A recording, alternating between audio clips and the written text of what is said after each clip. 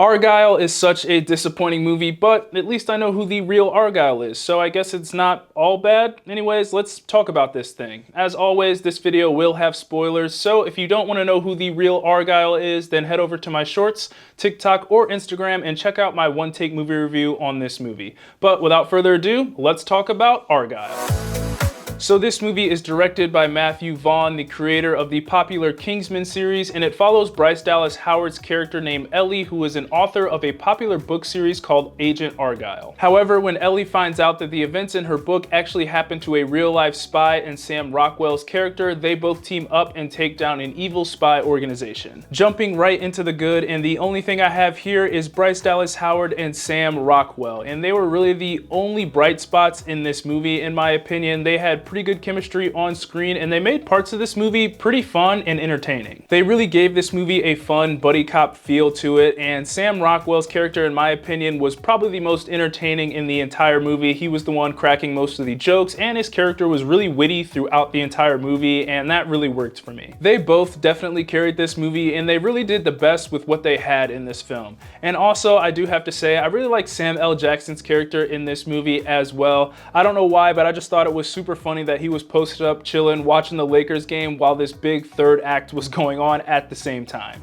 But I do wish we got more Henry Cavill, John Cena, and Dua Lipa in this movie. They were a big part of the marketing campaign, and now that I'm done watching this movie, I realized that they were just kind of used to get butts in seats when this movie came out in theaters, because they were in this movie a combined probably 5, maybe 10 minutes at the most. And honestly, personally, I would just love to watch a buddy cop type movie with both Henry Cavill and John Cena. Moving on to the so-so, and the first thing I have here is the action. Now, there were some good action scenes in this movie, and there were some that I really don't know how I feel. I mean, as this film went on, the action scenes got more and more absurd, and as these scenes got more and more absurd, they got visually less appealing. The action sequence in the train was probably one of my favorite parts of the movie, and in my opinion is probably the best action scene in this whole film, because as this thing went on and we got more towards the middle and especially the end of the movie, the action scenes just felt like a big CGI mess. Now don't get me wrong, some of these action scenes were really creative and right up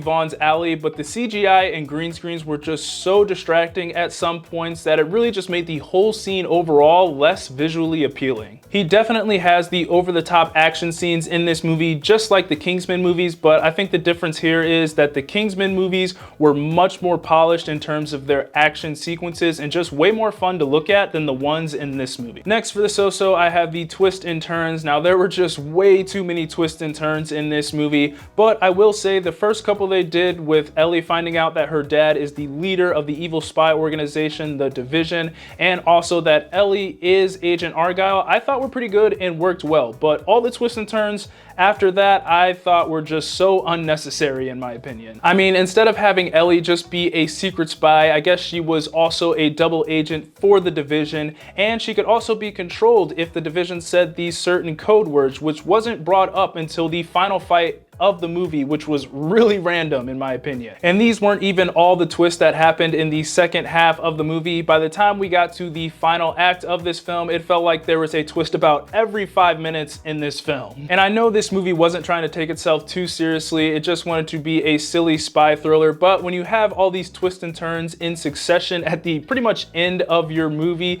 it just led to the ending being really goofy in my opinion, with just too much going on. And I just wish we would have stuck with the twist of her being Agent Argylle and her parents being evil, because when we got to that part of the movie, I was like, oh, this movie is about to get really good, but sadly it didn't. And finally, getting into the bad, and the first thing I have here is the forced romantic relationship we had between Sam Rockwell's character and Bryce Dallas Howard's character. Now, I didn't have a problem with the relationship turning romantic, it was just kind of weird and felt forced the way they just dropped it on us in a random part in the movie. And looking back on the movie, there was really no tease or build up to this being a romantic relationship. It was kind of just Sam Rockwell's character saying, oh yeah, on top of you being a secret spy, we're also in love. Now, I get they probably did this to add stakes to the movie, but this is another one of those twists that I really don't think this movie needed, and I thought it was pretty weird that they threw it in right before we hit the big finale of this movie. Next up for the bad, I have that this movie was just too long. I think the runtime was about 2 hours and 20 minutes, and this easily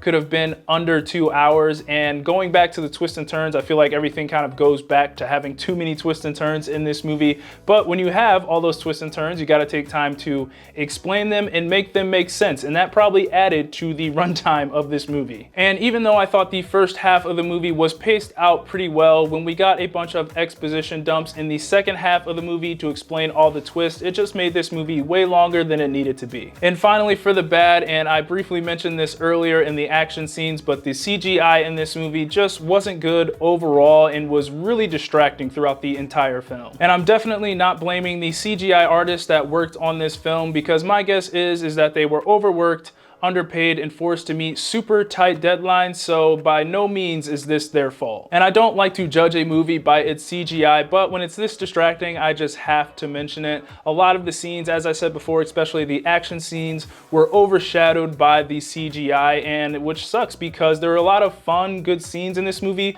but I just couldn't get over noticing how bad the CGI was in those scenes, and it just pulled me out of the movie. And I really noticed this the most in the final fight scene. I mean, it looked like that entire sequence was just shot on a big green screen because that environment didn't feel real at all. So I don't know why the CGI was so unpolished in this movie, but a message to all the future movies out there that are going to be using CGI, which is pretty much all movies nowadays. Give CGI artists time to really create something special and something good so you get a good result in your movie. But all in all, Argylle was definitely not the best movie. It had its moments, but just kind of imploded on itself with all the twists. Bryce Dallas Howard and Sam Rockwell were the best part, but this is definitely a movie that you wait for to come out on streaming. Those are my thoughts on Argylle. Be sure to let me know what you thought of the movie down in the comments, and as always, be sure to like, subscribe, comment, get your Eazy Apparel at shopeasyapparel.com. God bless, and I'll see you guys later. Peace.